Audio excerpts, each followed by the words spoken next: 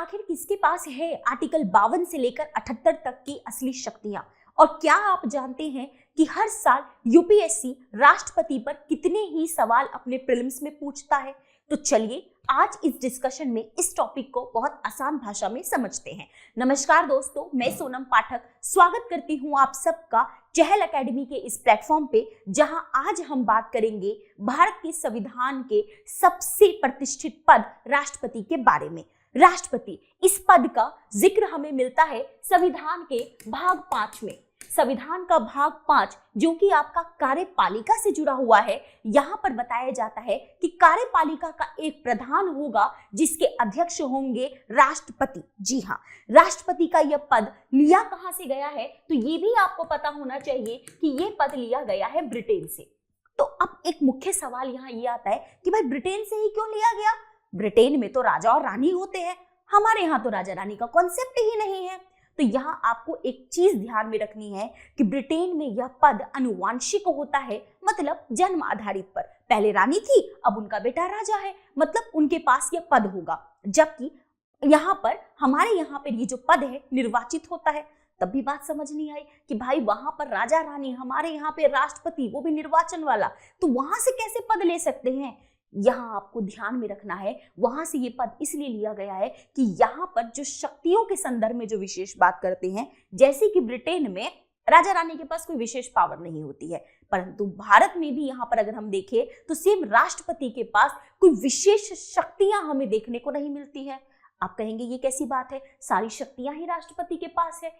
जी हाँ, हमारे पास जो कार्यपालिका का जो प्रधान है वो तो राष्ट्रपति है, लेकिन अगर आपसे पूछा जाएगा कि कार्यपालिका का जो है औपचारिक प्रधान तो आपका राष्ट्रपति है, पर वास्तविक तौर पर ये शक्तियां किसके पास होती हैं? ये होती है प्रधानमंत्री के पास। यही रीजन है कि हमारा जो राष्ट्रपति वाला जो पद है वो हमारा ब्रिटेन से मिलता जुलता है, ना कि अमेरिका से, क्योंकि अमेरिका के पास जो राष्ट्रपति का पद है वो बहुत शक्तिशाली है। आपने देखा होगा अभी डोनाल्ड ट्रंप, इससे पहले बाइडन या कभी ओबामा का टाइम, वहां पे राष्ट्रपति के पास बहुत शक्तियां होती हैं, वो सारी चीजों पर नियंत्रण रखते हैं। लेकिन हमारे यहाँ पर जो राष्ट्रपति है वो प्रधानमंत्री की सलाह से काम करते हैं। तो पहले बात करते हैं उनके पद और स्थिति के, उनके कार्यों की। इनके कार्यों की हम चर्चा करें तो यहाँ पे हमने देखा कि भारत में राज्य का जो प्रधान होता है वो राष्ट्रपति है। देश का पहला नागरिक राष्ट्रपति है। सशस्त्र बल के तीनों सेनाओं के जो कमांडर हैं वो राष्ट्रपति है। इतना ही नहीं, देश के जो सर्वोच्च अधिकारियों की नियुक्ति है वो राष्ट्रपति के द्वारा होती है। प्रधानमंत्री की नियुक्ति राष्ट्रपति के द्वारा होती है। मंत्रियों की नियुक्ति राष्ट्रपति के द्वारा होती है। इसके अलावा राष्ट्रीय एकता परिषद, इन सबको मतलब जो है रिप्रेजेंट, जो है पूरे राष्ट्र को रिप्रेजेंट करना, पूरे राष्ट्र का प्रतिनिधित्व करना किसके द्वारा होता है? राष्ट्रपति के द्वारा यहाँ पे होता है। राष्ट्रपति इतना ही नहीं, सर्वोच्च न्यायालय के जो न्यायाधीश हैं उनकी भी नियुक्ति, मुख्य न्यायाधीशों की नियुक्ति भी यहाँ पर राष्ट्रपति के द्वारा ही होती है। लेकिन ये सारी शक्तियां राष्ट्रपति स्वयं उपयोग में नहीं करते, इनका उपयोग करते हैं वो किसके द्वारा?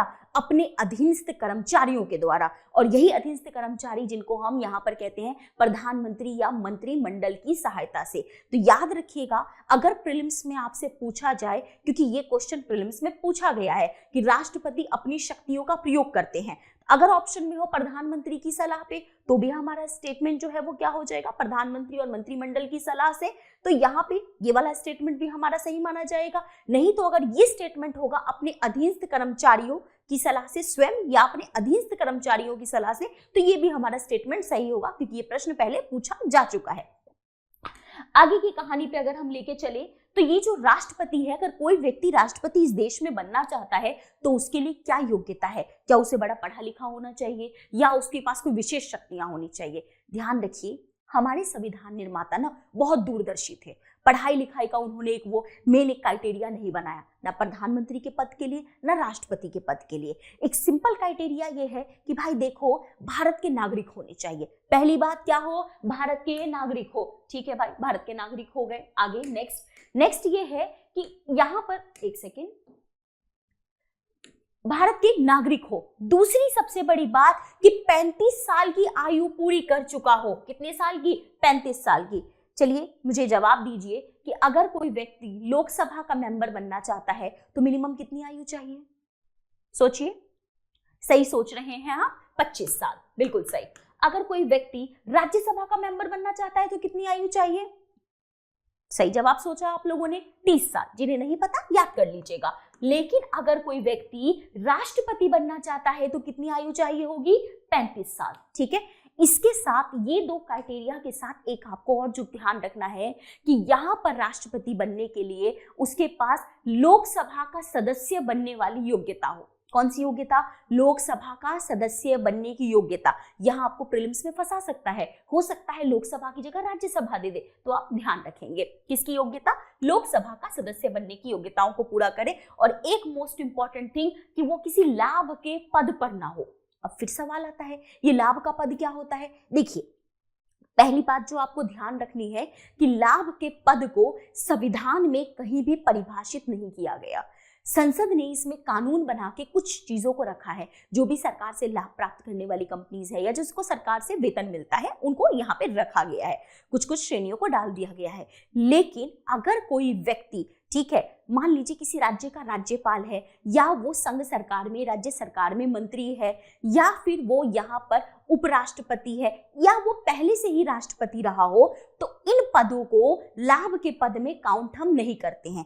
जैसे हमारे सामने है, हमारी इस वक्त माननीय जो है हमारी राष्ट्रपति जो है मैडम राष्ट्रपति, जो इस देश की 15वीं राष्ट्रपति है। इससे पहले यह क्या थी? राज्यपाल थी। तो राज्यपाल का पद क्या लाभ के पद में आएगा? हमारा जवाब होगा नहीं आएगा।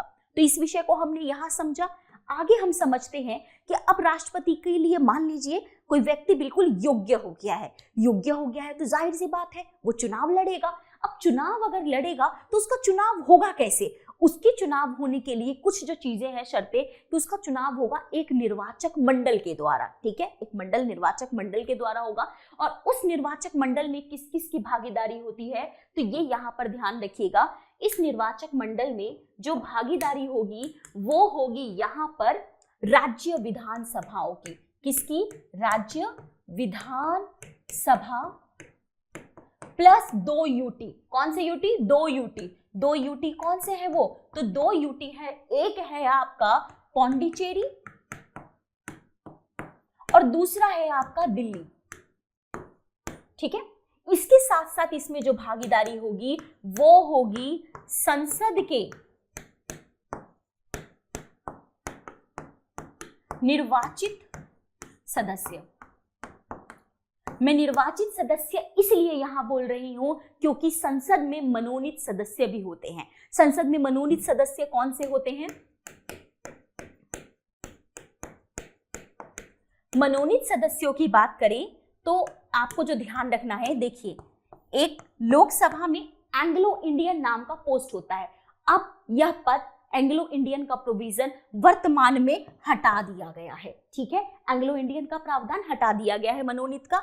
एक यहां पर पद होता है राज्यसभा में, 12 सदस्यों को राष्ट्रपति चुनते हैं। किनको? 12 सदस्यों को राष्ट्रपति चुनते हैं, मतलब उनका निर्वाचन नहीं होता, वो नियुक्त होते हैं साहित्य, कला, ठीक है, यहाँ पर जो है आपका इन कुछ विशेष कैटेगरीज के आधार पर। ठीक है, तो इनके आधार पर क्या है आपका 12 सदस्यों को चुना जाता है। ये जो 12 लोग हैं ना, ये यहाँ पर राष्ट्रपति के निर्वाचन में, चुनाव में अपनी भागीदारी नहीं करते हैं। क्या नहीं करते? भागीदारी नहीं करते हैं। आते हैं हम अपने विषय पे। तो यहाँ पे हमने समझा कि ये चीज होती है।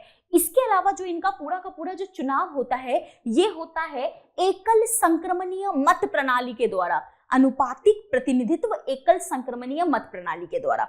इसको समझे तो मान लीजिए यहाँ पे है हमारा सोहम, ठीक है, यहाँ पे है हमारी रानी और यहाँ पे है हमारा रघु। ठीक है, ये हमारे कैंडिडेट्स हैं। अब इसके चुनाव में क्या होगा कि मान लीजिए इन सबको एक वोट का, राष्ट्रपति का पद जो है चुनाव लड़ने के बाद जीतने के लिए वोट का एक निश्चित कोटा प्राप्त करना होता है। क्या प्राप्त करना होता है? कोटा। लेकिन मान लेते हैं 10-10 इनको वोट मिले, 10 में से इसको मिले 3 वोट, इनको मिला 2 वोट और इनको मिला है 1 वोट, और हमें कोटा चाहिए मान लेते हैं 4 वोटों का। 4 तो किसी को भी नहीं मिले हैं ना, तो ऐसे में क्या होगा, इनके वोट्स का, जिनके पास कम कम है 1 और 2, इनके वोटों को एक हस्तांतरित कर दिया जाएगा। इसे ही कहते हैं एकल हस्तांतरणीय मत प्रणाली। उम्मीद करती हूं आप समझ गए होंगे। आगे चलते हैं हम अपने विषय पे। तो इसके द्वारा यहाँ पर होता है। फिर आगे की कहानी है हमारी कि इस तरीके से क्या है, चुनाव जो है वो संपन्न जो है कराया जाता है। जिसको एक निश्चित कोटा मिल जाता है उन्हें क्या होगा, फाइनली जो है वो विजेता घोषित कर दिया जाएगा। विजेता जब कोई राष्ट्रपति बन जाता है तो उसके बाद जाहिर सी बात है उसे शपथ दिलाई जाएगी, और वह शपथ दिलाते हैं जो सुप्रीम कोर्ट के जो यहाँ पे जो सीजेआई है वो, या फिर कोई और अन्य वरिष्ठ न्यायाधीश, मेनली सुप्रीम कोर्ट के मुख्य न्यायमूर्ति या उनके द्वारा जो है सो कोई और वरिष्ठ न्यायाधीश। तो ये आपको थोड़ा ध्यान में रखना है। इसके अलावा अगर हम लोग बात करें तो इसमें यही सी की बात की गई है। अब यहाँ पर बताया गया है भारत के राष्ट्रपति से जुड़े संवैधानिक प्रावधान, इसकी अभी हम चर्चा करेंगे, पहले हम कुछ और बातें कर लेते हैं। तो भारत के संविधान में अभी हम लोगों ने क्या क्या पढ़ा, हमने पढ़ा कि भाई राष्ट्रपति की क्या भूमिका है, फिर हमने कहा कि राष्ट्रपति कोई बनेगा कैसे, क्या योग्यता है, फिर योग्यता जब निर्धारित हो गई तो चुनाव को देखा। अब चुनाव के बाद यहाँ पर यह है कि अब कोई व्यक्ति अगर चुनाव में विजेता बन रहा है तो क्या चीजें हैं, क्या शर्तें हैं जिसको ध्यान में रखना है। भाई पहली बात कि वो किसी राज्य विधानमंडल का सदस्य नहीं होगा। अब मान लीजिए अगर कोई व्यक्ति राष्ट्रपति बनना चाह रहा है, जैसे मान लेते हैं अभी कोई नेता चाहे कि भाई हम क्या करें, राष्ट्रपति का चुनाव लड़े और इस बार बिल्कुल राष्ट्रपति ही बनेंगे, तो सबसे पहले अगर वो किसी राज्य विधानमंडल में है तो उसे अपनी सदस्यता छोड़नी होगी। ठीक है, अपनी सदस्यता क्या होगी, यहाँ पर छोड़नी होगी, और दूसरा कोई लाभ का पद नहीं धारण करेंगे। ये हमने ऑलरेडी डिस्कस कर लिया है। अब राष्ट्रपति का पद मिल गया। राष्ट्रपति का पद मिलने के बाद कुछ विशेषाधिकार भी मिलते हैं, जैसे कि उनको अपना अच्छा बंगलो जो है, राष्ट्रपति भवन जो है वो मिलता है, उसके साथ कर्मचारी मिलते हैं, और सबसे बड़ी बात कि एक व्यक्ति जब एक बार राष्ट्रपति बन जाएंगे तो उनके वेतन और भत्तों में किसी प्रकार की कोई कमी नहीं की जाती है। जैसे वर्तमान में उनकी जो सैलरी है वो 5 लाख रुपए जो है वो आपकी मंथली है, और उसमें किसी भी प्रकार की कोई कटौती नहीं की जाएगी, ऐसा है। अब राष्ट्रपति का जो कार्यकाल है वो आपका 5 साल का होता है। कितने साल का होता है?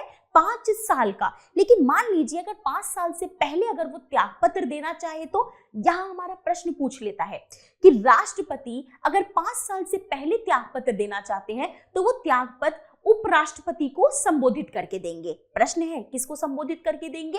उपराष्ट्रपति को। लेकिन इसके बारे में इन्फॉर्म किसे किया जाता है? इन्फॉर्म किया जाता है लोकसभा स्पीकर को। ध्यान रखेंगे, हमने पहले भी पढ़ा था कि अगर उनका जो पद है उसके लिए जो योग्यता है वो लोकसभा वाली होनी चाहिए। खैर, किसको इस्तीफा देंगे? उपराष्ट्रपति को इस्तीफा देंगे। इसके अलावा यहाँ पर राष्ट्रपति का पद एक्चुअली तब तक वहां पे जो है वो बना रहेगा जब तक कोई अन्य व्यक्ति इसको जो है आकर यहाँ पर उसको अडॉप्ट ना कर ले। लेकिन अब सबसे बड़ी बात यह है कि राष्ट्रपति का पद कभी खाली नहीं छोड़ सकते। भाई देश का सबसे बड़ा संवैधानिक प्रमुख पद है, खाली तो नहीं छोड़ा जा सकता। तो कैसे इस पद को कौन फिर आगे बढ़ता है? इसी के लिए हमारे संविधान में उपराष्ट्रपति पद की व्यवस्था की गई है, इस पद की, उपराष्ट्रपति की। अब मन में सवाल आएगा कि अरे भाई राष्ट्रपति नहीं है, मान लीजिए उपराष्ट्रपति भी नहीं रहे तो बड़ी दुर्भाग्य वाली बात हो गई। ऐसी स्थिति में सुप्रीम कोर्ट के जो मुख्य न्यायाधीश होंगे वह यह पद को संभालेंगे। फिर कोई विचित्र बुद्धि वाला दिमाग चला, कहा मैडम अगर सुप्रीम कोर्ट के भी न्यायाधीश नहीं रहे तो? अरे भाई फिर वरिष्ठ न्यायाधीश का पद है, जो वरिष्ठ न्यायाधीश है वो इस पद को संभालेंगे। अब इससे आगे चलता ही रहेगा। आगे चलते हैं तो आगे की कहानी होगी हमारी कि अब राष्ट्रपति अगर अपना पद मान लीजिए उन्होंने छोड़ा नहीं है, उन्हें हटाया जा रहा है, तो हटाया जाने का भी प्रावधान है। और इसके लिए जो शब्द प्रयोग होता है वो शब्द होता है इम्पीचमेंट। क्या है वो शब्द? इम्पीचमेंट, यानी महाभियोग। याद रखिएगा, संविधान में हम महाभियोग शब्द हिंदी में राष्ट्रपति के लिए भी पढ़ते हैं और सुप्रीम कोर्ट के जो न्यायाधीश है उनको भी हटाने के लिए पढ़ते हैं। लेकिन अंग्रेजी का इम्पीचमेंट शब्द, कौन सा शब्द? इम्पीचमेंट शब्द केवल और केवल राष्ट्रपति के लिए ही प्रयोग में लाया जाता है। सुप्रीम कोर्ट के लिए वर्ड रिमूवल है, यह आपको ध्यान रखना है। महाभियोग पहली बात तो होता क्या है? देखिए, अगर कोई राष्ट्रपति संवैधानिक आधार पर कार्य न करे, संविधान के कुछ प्रोविजंस अगर लगे उसने संविधान का उल्लंघन किया है, इस आधार पर एकमात्र आधार है राष्ट्रपति को हटाने का। क्या आधार है? संविधान का उल्लंघन। ध्यान रखिएगा, किसका उल्लंघन? संविधान का उल्लंघन। अगर कोई राष्ट्रपति संविधान का यहाँ पर उल्लंघन करते हैं, ठीक है, तो इसमें क्या होगा? उनमें क्या होगा? इसके लिए महाभियोग लगाया जाएगा। जिसकी प्रक्रिया आपकी आर्टिकल 61 में जिसको बताया गया है। तो महाभियोग अगर लगाना है तो सबसे पहले 1/4 मेंबर्स जो होंगे प्रस्ताव लेकर आएंगे। इसके बाद राष्ट्रपति को 14 दिन का नोटिस दिया जाएगा। कितने दिन का? 14 डेज का नोटिस जो है वो दिया जाएगा। दोनों सदनों में इस प्रस्ताव का 2/3 मतों से पारित होना आवश्यक है। कितना? 2/3 मतों से। और 2/3 मतों से अगर ये पारित हो जाता है तो उसके बाद राष्ट्रपति को अपना पद त्यागना पड़ता है। इतनी बात समझ गए आप लोग? ठीक है। और फिर क्या होगा? राष्ट्रपति जो है वो अपने पद को छोड़ देंगे। लेकिन हमारे देश का ये बहुत बड़ा सौभाग्य है कि आज तक हमारे देश में किसी भी राष्ट्रपति पर महाभियोग लगाकर उन्हें नहीं हटाया गया है। अब हमने जो पीछे जो आर्टिकल छोड़ा था एक बार उसको भी डिस्कस कर लेते हैं। ये अभी तक हमने जितनी भी चर्चा की वहां पे इन्हीं आर्टिकल के संदर्भ में की है। इन आर्टिकल को समझने के लिए एक आसान सी ट्रिक है, आप लोगों ने शायद पहले भी सुनी होगी, बहुत पुरानी ट्रिक है। उस ट्रिक को लिखते हैं और उसके द्वारा हम चीजों को समझते हैं। ठीक है। तो ट्रिक है पकानी कोको दुयो क्या है? दशम। पकानी कोको दुयो दशम। पकानी कोको दुयो दशम। अब कहीं कौन सा मंत्र है, कैसे याद होगा? कुछ नहीं करना है इसमें, बहुत सिंपल है। अभी हम देख भी लेंगे, समझते हैं चीजों को। ये हमारी एक छोटी सी ट्रिक है। कैसी ट्रिक है ये? राष्ट्रपति के आर्टिकल्स को याद करने की ट्रिक है। पकानी प से यहाँ पर जो है ये हमारा क्या है? बेसिकली ये है हमारा पोस्ट के बारे में बताता है। किसके बारे में बताता है? ये हमारा एक जो है सो पोस्ट के बारे में बताता है। मैं यहाँ पे आपको दिखा देती हूँ क्या है। बताता है पोस्ट, भारत का एक राष्ट्रपति होगा। क्या है ये? हमारा पोस्ट के बारे में बताता है कि भाई क्या होगा, ये हमारा जो होगा प्रधान कौन होगा? राष्ट्रपति होगा। आर्टिकल 52। कानी कार्यकाल, ठीक है, जो है आपका क्या है? आर्टिकल 53 जो बताता है कि राष्ट्रपति का कार्यकाल बताइए कितने सालों का होगा? 5 वर्ष का होगा। तो ये 53 किसको बताता है? कार्यकाल को बताता है। इसके बाद है निर्वाचन। क्या है हमारा? निर्वाचन, कि राष्ट्रपति का जो निर्वाचन है वो क्या होगा? भारत के जो है यहाँ पे निर्वाचन जो है वो करवाया जाएगा। उसके बारे में जो है आर्टिकल 53 में जो है बताया गया है। इसका मतलब ये है कि जो भारत का राष्ट्रपति है वो निर्वाचित होगा। ब्रिटेन की तरह राजा रानी वाली व्यवस्था नहीं है हमारे यहाँ। समझ गए बात को? कोका यहाँ पे को क्या है आपका?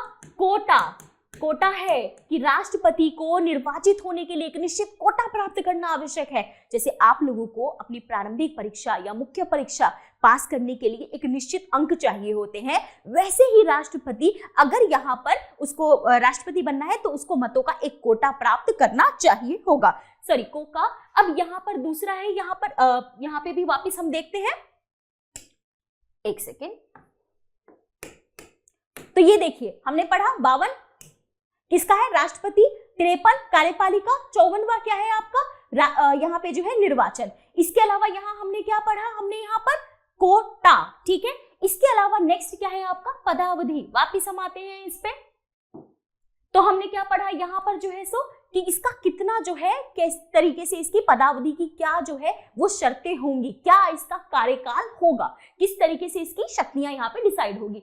दू से दोबारा, मतलब हमारे यहाँ पे राष्ट्रपति कितनी भी बार निर्वाचित हो सकता है, परंतु अमेरिका में ऐसी व्यवस्था नहीं है। ठीक है। इसके अलावा यहाँ पर जो है सो आपका क्या है, यहाँ पे योग्यता। क्या है ये? योग्यता क्या चाहिए भाई? 35 साल का जो है होना चाहिए, भारत का नागरिक होना चाहिए, लाभ के पद पर नहीं होना चाहिए और लोकसभा का सदस्य बनने की योग्यता रखता हो। ये कहाँ पे है? हमारे यहाँ पे जो है सो हमने पढ़ा 52, 53, 54, 55, 56, 57, 58। आर्टिकल 58 कौन सा है हमारा? आर्टिकल 58। 59 की हम यहाँ पर जो है सो बात करें।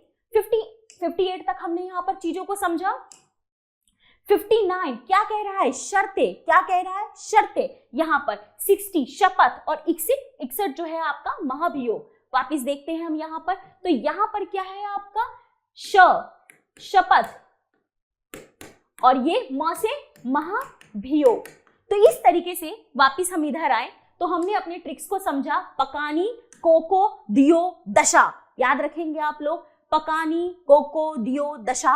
इससे आपको ये 52 से लेकर 61 तक याद करने की जो ट्रिक है वो आपके लिए आसान हो जाएगी। बस जो 62 है उसमें यही बताया गया है कि निर्वाचन कराने का जो है वो समय है, तो वो पहले ही निर्वाचन जो है वो करवा लिया जाता है, विद इन 6 मंथ जो है चीजें हो जाती हैं।